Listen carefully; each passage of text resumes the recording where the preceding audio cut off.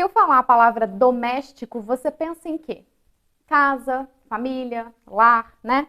A nossa casa é o lugar onde a gente se sente acolhido, onde a gente pode ser quem é, quem a gente quer ser. É o lugar onde a comidinha é do seu jeito, o cheirinho é seu, as pessoas te amam, te acolhem, o travesseiro é o seu conforto. É um lugar para onde a gente ama voltar.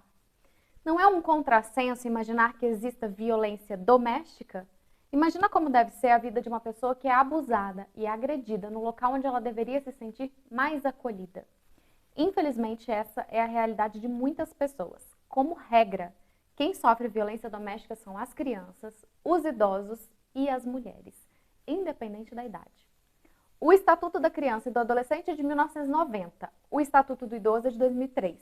Mas a lei, que tem como objetivo proteger a mulher da violência doméstica, só veio em 2006 e só porque teve uma pressão internacional para que o Brasil passasse a combater esse tipo de violência de forma efetiva. Foi preciso que o Brasil fosse condenado por omissão e negligência pela Corte Interamericana de Direitos Humanos para que assumisse o compromisso de reformular as suas leis e as políticas em relação à violência doméstica. É aqui que entra a história da Maria da Penha, que você com certeza já ouviu falar. Há não muitos anos atrás, a legislação brasileira parecia punir a mulher que buscava ajuda e justiça em razão da violência doméstica que ela sofria. Existiam normas de processo que facilitavam e muito a defesa do abusador e acabavam perpetuando a situação de violência e de perigo. E quando o caso envolvia filhos, existia sempre o medo de a mulher perder a guarda por ser acusada de abandono do lar quando ela tentava fugir da violência que estava sofrendo. O assunto do vídeo de hoje é para mostrar para vocês a ligação necessária entre os movimentos da sociedade e a elaboração das leis de um país, as mobilizações sociais, a liberdade de poder lutar por aquilo que acredita, o direito de votar nas pessoas que te representam. Todos esses pilares da democracia são imprescindíveis para que se construa um regramento mais justo e ordeiro da nossa sociedade. Vamos falar sobre política? Então vai lá, pega um cafezinho e chega aqui pertinho para a gente conversar.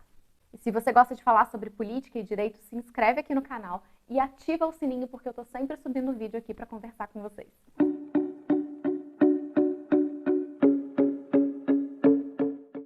O caso da Maria da Penha foi um dos inúmeros casos de violência doméstica e porque ela decidiu levar sua luta até as últimas consequências, porque ela compartilhou a sua história de vida, ela conseguiu ser ouvida e serviu de paradigma, de exemplo, para que se modificasse o tratamento dado pela polícia e pela justiça aos casos de violência contra a mulher. A Maria da Penha foi uma mulher que estudou, cursou faculdade, chegou a fazer mestrado, e foi durante o mestrado que ela conheceu aquele que viria a ser o seu marido e seu agressor. Ele era colombiano, fazia pós-graduação em economia na USP, se casaram, tiveram uma filha, mudaram para Fortaleza e quando ele conseguiu a sua cidadania brasileira e se estabilizou profissionalmente foi que as agressões começaram. O marido da Maria da Penha vivia com ela um relacionamento pautado por um ciclo de violência. A tensão que existia dentro dele, que o fazia ser violento, independente do motivo, quando essa tensão aumentava, ele praticava o ato violento, depois ele se arrependia e começava a tentar reparar o erro, tratava a família bem, era carinhoso, mas esse era um ciclo. Então, assim que a tensão aumentava novamente, ele praticava violência, se arrependia, voltava a ser carinhoso e assim ia indo. Não é uma realidade muito difícil de imaginar, né? O casal chegou a ter 3 filhas e a violência que ele praticava não era só com a mulher, mas com as crianças também. E uma coisa precisa ficar clara aqui. Não há qualquer motivo que possa justificar o que ele fez com a esposa. Essa tensão que havia dentro dele jamais pode ser analisada para compreender os motivos e diminuir a culpa. A situação ali era de uma violência gratuita e gravíssima.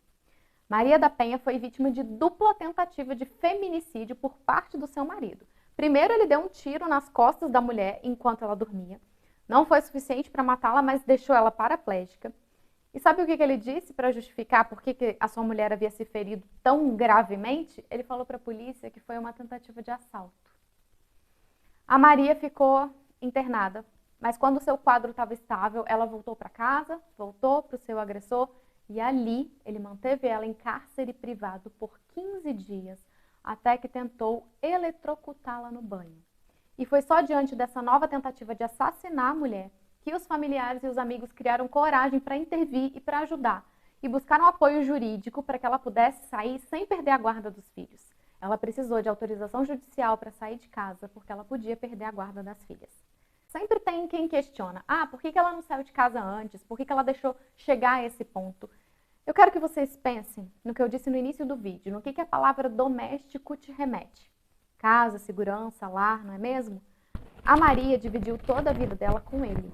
Ela teve 3 filhas com ele. Ela não teve uma carreira profissional. Romper a estrutura familiar requer que a mulher tenha autonomia. Autonomia emocional, autonomia financeira, autonomia física, autonomia de vida. Para dificultar a situação um pouco mais, na época da Maria da Penha, apesar de já existir o divórcio, ele não era como é hoje, o que a gente chama de um direito potestativo.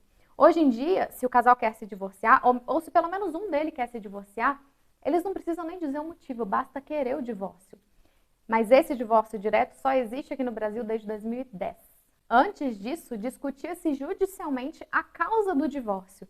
E se a mulher tivesse saído de casa, o homem podia dizer que ela abandonou o lar e prejudicá-la no momento de discutir a guarda dos filhos. Lembrando que guarda compartilhada também é pauta recente, tá?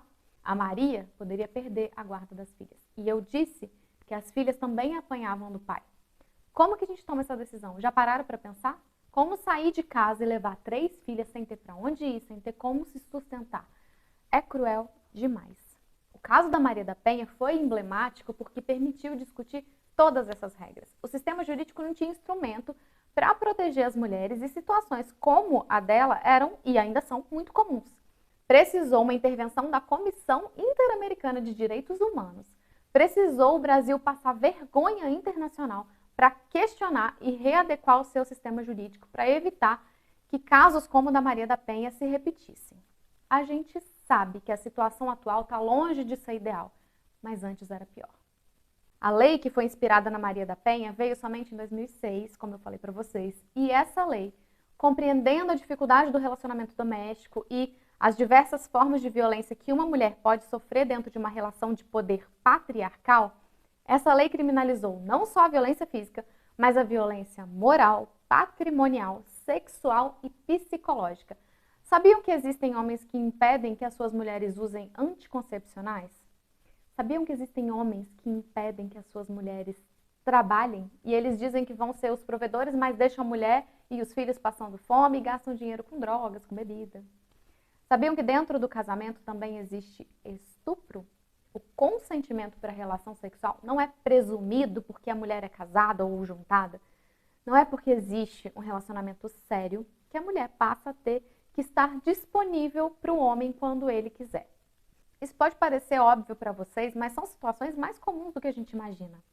E não se enganem pensando que esses são problemas pelos quais somente as mulheres mais pobres passam. Isso é uma situação que independe da condição econômica do casal. E antes de terminar esse vídeo, eu quero explicar uma outra coisa para vocês. Existem alguns crimes no Código Penal que, apesar de serem investigados pela polícia e pelo Ministério Público, para que o criminoso possa ser processado, é preciso que a vítima diga que quer processá-lo. São crimes que existe o interesse do Estado em punir, mas que o interesse da vítima acaba sendo maior e ela pode não querer que o seu agressor responda por aquilo. O crime de lesão corporal leve é um desses. Mas vamos pensar dentro da própria história da Maria da Penha. Quantas lesões leves o marido dela não cometeu contra ela antes de dar o tiro, antes de tentar eletrocutá-la?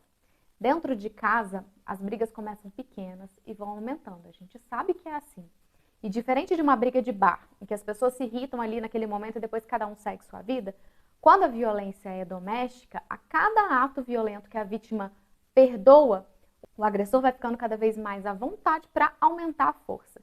E para perdoar também é muito fácil. As mulheres, quando decidem denunciar, o que já é um passo gigantesco, acabam voltando para casa. E dentro desse ciclo de violência que eu expliquei para vocês, no momento em que o marido está arrependido e carinhoso, elas acabam não fazendo a representação. Ou seja, elas não autorizam que o Ministério Público processe o marido. Compreendendo a situação da dependência emocional, da dependência financeira, ameaça, coação, compreendendo que tudo isso pode ser um motivo de a mulher não representar contra o seu marido, o STF passou a entender que não cabe a representação para nenhum dos crimes cometidos no âmbito da violência doméstica. Isso significa que se a mulher decidiu denunciar o marido, a polícia e o Ministério Público vão prosseguir com o processo ainda que a própria mulher decida que não quer mais dar continuidade. A mulher só precisa comunicar ou eles precisam ficar sabendo que existiu o crime. E isso é bom, é uma proteção para ela. E recentemente a gente teve um outro entendimento sobre a aplicação da Lei Maria da Penha. A proteção que é dada às mulheres por essa lei inclui também as mulheres transexuais. É um entendimento recente do STF que compreende que é o papel de mulher e não o sexo que torna elas vulneráveis à violência. Perceberam como é importante que exista uma democracia, em que as pessoas têm liberdade de lutar pelos seus direitos, em que as mulheres possam eleger outras mulheres que, compreendendo a situação delas, vão lutar por aqueles direitos? Não é que todo homem é mau, não tem nada a ver, não é isso que eu estou falando. É que é muito mais fácil para que uma mulher tenha empatia por outra mulher. Principalmente uma mulher que é agredida, ela entende a dor da outra. E se uma delas é mais forte, é forte o suficiente para defender o direito dela, ela consegue defender ela e defender as outras. Isso é representatividade.